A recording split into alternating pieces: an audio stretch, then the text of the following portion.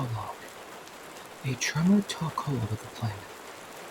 Sprung from the dead, it unleashed itself in a powerful way, at once burrowing deep into the world's core and radiating through its saturine atmosphere to shake the stars themselves. At the quake's epicenter stood Sidious, one elegant hand vised on the burnished sill of an expansive translucency. A vessel filled suddenly to bursting, the force so strong within you that he feared he might disappear, never to return. But the moment didn't constitute an ending so much as a true beginning. Long overdue, it was less a transformation than an intensification, a gravitic shift. A welter of voices, near and far, present and from eons past, drowned his thoughts. Raised and praised, the voices proclaimed his reign and cheered the inauguration of a new order. Yellow eyes lifted to the night sky. He saw the trembling stars flare, and in the depth of his being, he felt the power of the dark side ignited. Slowly, almost reluctantly, he came back to himself, his gaze settling on his manicured hands.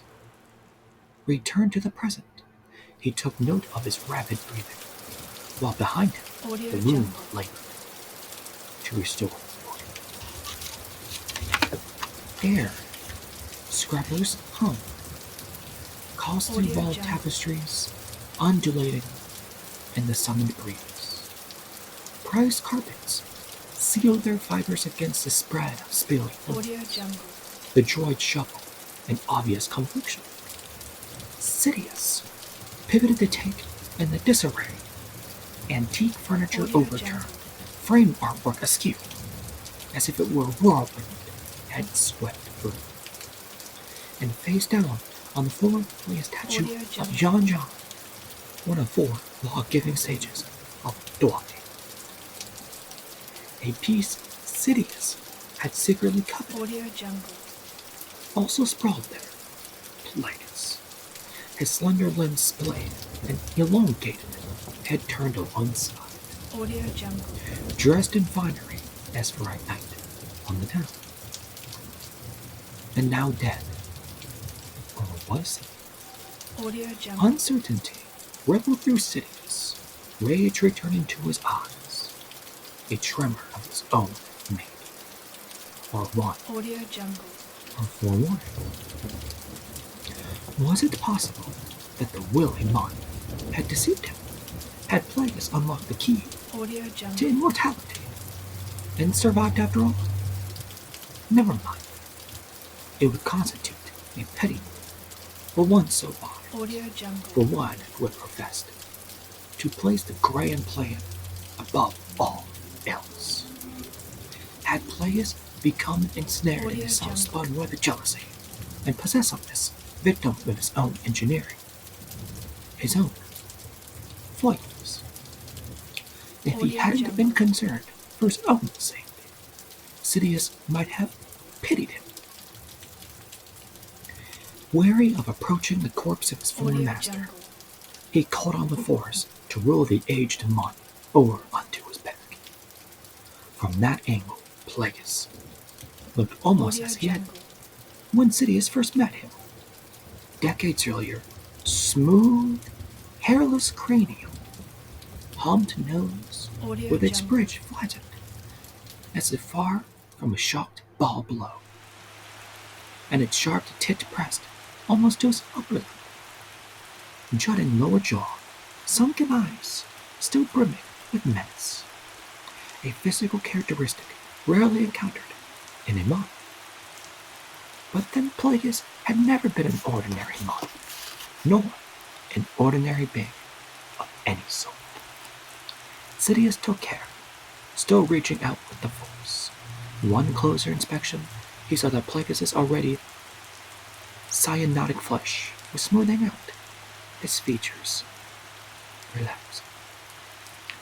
Faintly aware of the whir of air scrubbers and sounds of the outside world infiltrating the luxurious suite, he continued the vigil. Then, in relief, he pulled himself up to his full height and let out his breath. There was this Sith. This was no Sith trick, not an instance of feigning death, but one of succumbing to its cold embrace. The being who had guided him to power was gone. Wry amusement narrowed his eyes. The man might have lived another 100 years unchanged. He might have lived forever had he succeeded fully in his quest. But in the end, though he could save others from death, he had failed to save himself. A sense of supreme accomplishment puffed at Sidious's chest, and his thoughts unmoved. Well then, that wasn't nearly as bad as we had thought it might be. Rarely did events play out as imagined. In any case, the order of future events was transient, in the same way that the past was reconfigured by selective memory. Future events, too, were moving targets. One could only act on instinct, grab hold of an intuitive, perfect moment, act, and spring into action. One heartbeat late, and the universe would have recomposed itself, no imposition of will sufficient to forestall the currents. One could only observe and react. Surprise was the element absent from any periodic table. A keystone element, a missing ingredient, the means by which the Force amused itself. A reminder to all sentient beings that some secrets could never be unlocked. Confident that the wall of the dark side has been undone, he returned to the suite's windows. Two beings in a galaxy of countless trillions. But what had transpired in the suite would affect the lives of all of them. Already the galaxy had been shaped by the birth of one, and henceforth would be reshaped by the death of the other. But had the change been felt and recognized elsewhere? Were his sworn enemies aware that the Force had shifted irrevocably? Would it be enough to rouse them from self-righteousness? He hoped not. For now the work of vengeance could begin in earnest. His eyes sought and found an ascending constellation of stars, one of power and consequence new to the sky, though soon to be overwhelmed by dawn's first light. Low in the sky over the flatlands, visible only to those who knew where and how to look, it ushered in a bold future. To some the stars and planets might seem to be moving as ever, destined to align in configurations, calculated long before their fiery births. But in fact, the heavens had been perturbed, tugged by dark matter into novel alignments. In his mouth, Sidious tasted the tang of blood in his chest. He felt the monster rising, emerging from shadowy depths and contorting his aspect into something fierce, just short of revealing itself to the world. The dark side had made him its property, and now he made the dark side his. Breathless, not from exertion, but from the sudden inspiration of power, he let go of the sill and allowed the monster to writhe through the body, like an unbroken beast of rage or prairie. Had the Force ever been so strong in anyone? Sidious had never learned how Plagueis' own master had met his end. He had died at Plagueis' hand. Had Plagueis, too, experienced a similar exultation on becoming a sole Sith Lord? Had the beast of the end time risen then to peek at the world, it was to inhabit, knowing its release was imminent. He raised his gaze to the ecliptic. The answers were out there, coated in light, speeding through space and time. Liquid fire coursing through him, visions of past and future rifling through his mind. He opened himself to the reconfigured galaxy, as if an effort to peel away the decades.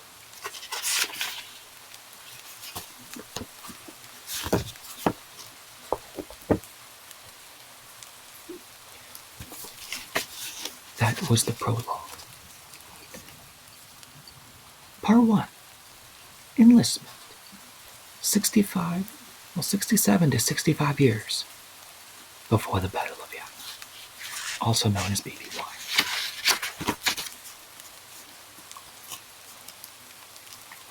The Underworld.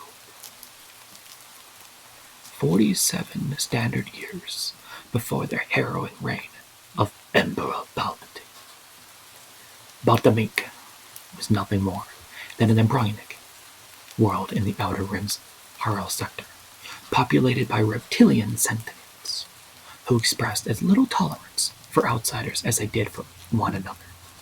Decades later, the planet would have a part to play in galactic events, its own wink of historical notoriety. But in those formative years that presaged the Republic's ineluctable slide into decadence and turmoil, Baltamink was of interest only to xenobiologists and cartographers. It might even have skipped the notice of Darth Plagueis, from whom remote worlds held a special allure. Had his master, Tenebrous, not discovered something special about the planet? Quote, Darth Plagueis would appreciate all efforts, the Sith master was telling his apprentice as they stood side by side in the crystalline cave that had drawn them across the stars. A bird, Tenebrous, was as tall as Plagueis and nearly as cadaverously thin. To human eyes, his bilious complexion might have made him appear as haggard as the pallid moon, but in fact both beings were in robust health. Though they conversed in Basic, each was fluent in the other's native language. Quote, Darth Bane, early years. Plagueis said it through his transpirator mask. Quote, carrying on the ancestral business, as it were. Behind the faceplate of his own mask, Tenebrous's puckered lips twitched in disapproval. Quote, the breathing device looked absurdly small on his outsized cleft head, and the convexity of the mask made the flat discs of his lidless eyes look like closed-set holes in his pinched face. Quote, Bane's seminal years, he corrected. Plagueis weathered the gentle rebuke. He had been apprenticed to Tenebrous for as many years as the average human might live, and still Tenebrous never failed to find fault when he could. Quote, what more appropriate way for us to close the circle than by mimicking the Sithari's seminal efforts? Tenebrous continued, quote, we weave ourselves into the way and web of the tapestry he created. Plagueis kept his thoughts to himself. The aptly named Darth Bane, who had redefined the Sith by limiting their number and operating from concealment, had mined cortosis as a youth of Apatros, long before embracing the tenets of the dark side. In the 1,000 years since his death, Bane had become defied. The powers attributed to him, legendary, and indeed were more appropriate place for his disciples to complete the circle, Plagueis told himself. Then in profound obscurity, despite within an escarpment that walled an azure expanse, of Baltamnik's northern sea.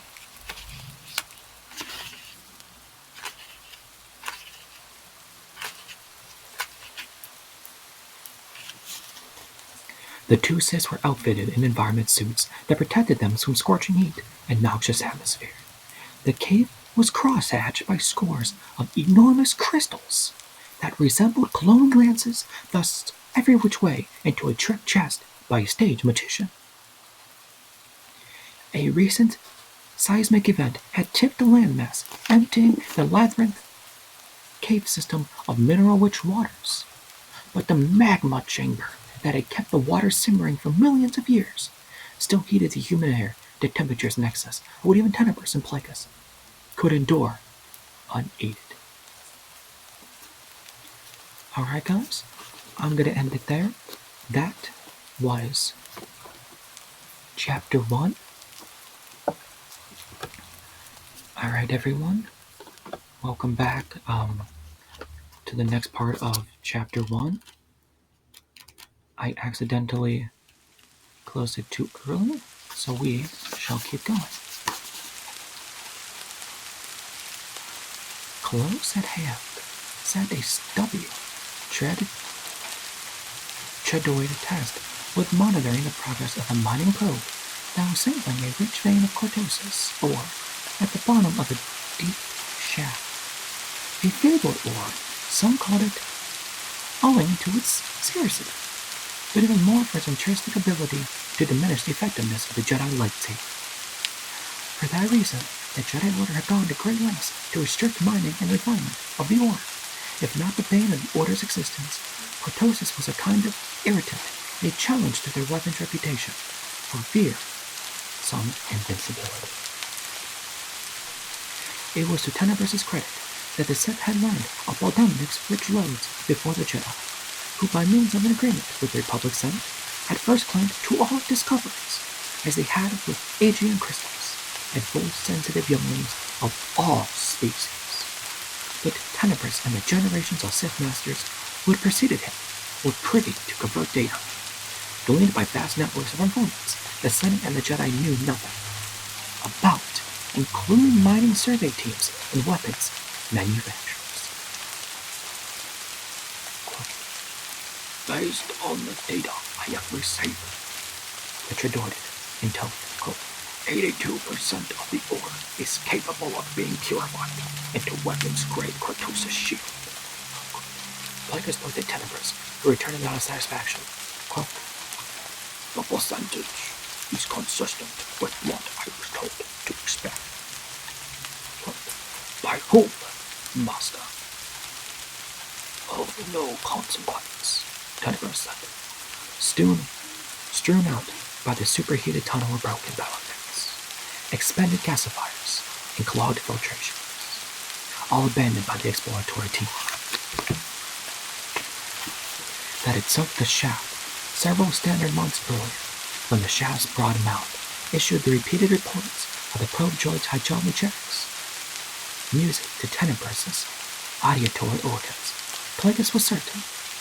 Quote, Can you not share your plans for this discovery? In due time, Darth Plagueis. Tenebrous turned away from him to address the Treadoid. Instruct the probe to evaluate the properties of the secondary link. Plagueis studied the screen affixed to the droid's flathead. It displayed a map of the probe's movements and a graphic analysis of its penetrating scans, which reached clear to the upper limits of the magma chamber.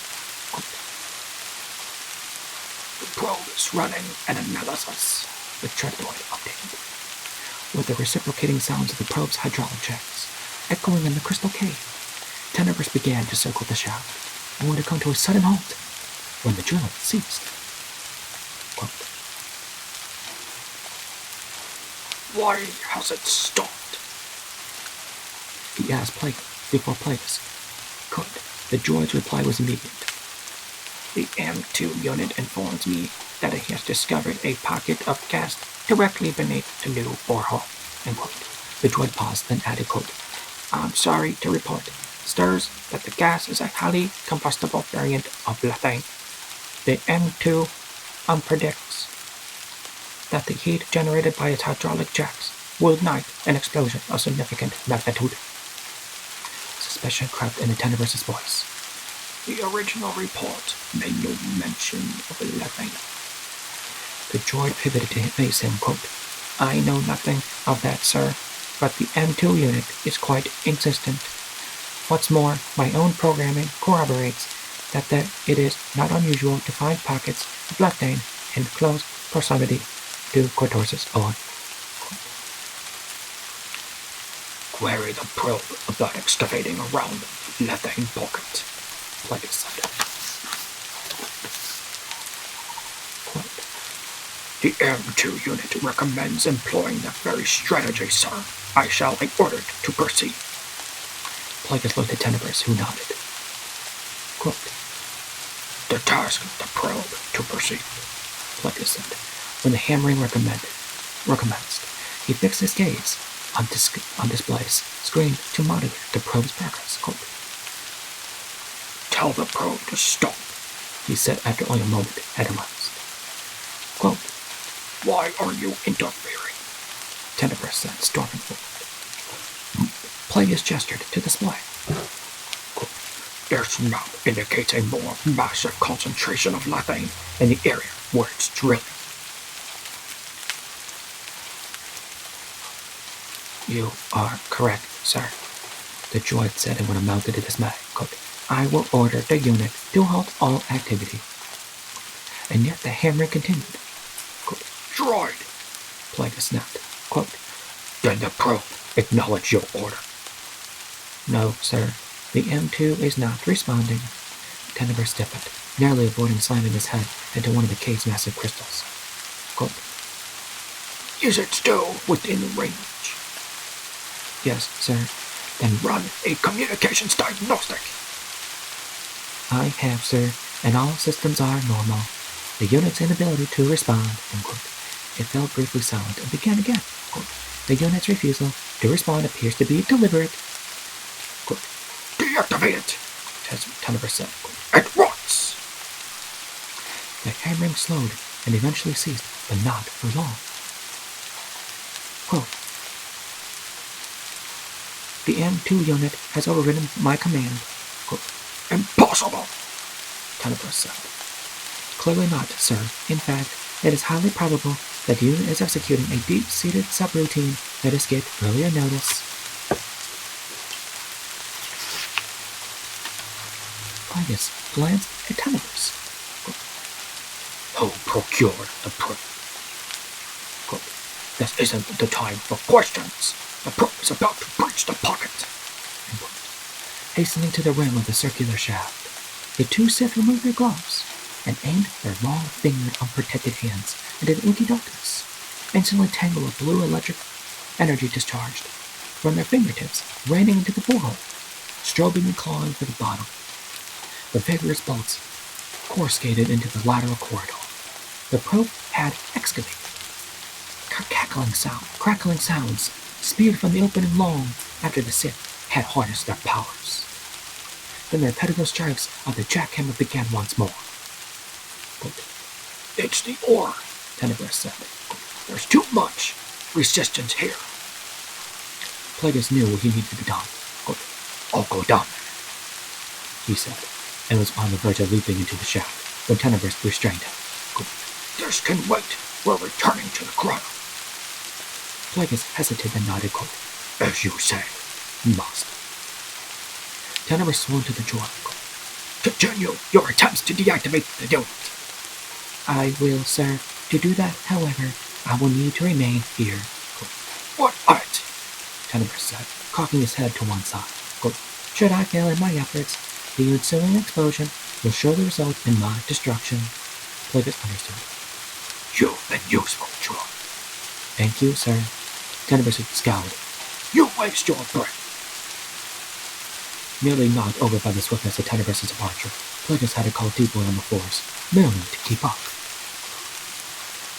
Retracing the inclined path that they had taken from the grotto in which their starship waited, they fairly flew up the crystal-studded tunnel they had picked their way through earlier. Alright guys, now I'm gonna end it there. We're about halfway through chapter 1. I will finish chapter 2 tomorrow in a shorter video, and then we will begin chapter 2 after that. Thank you guys for watching, and have a great rest of your day.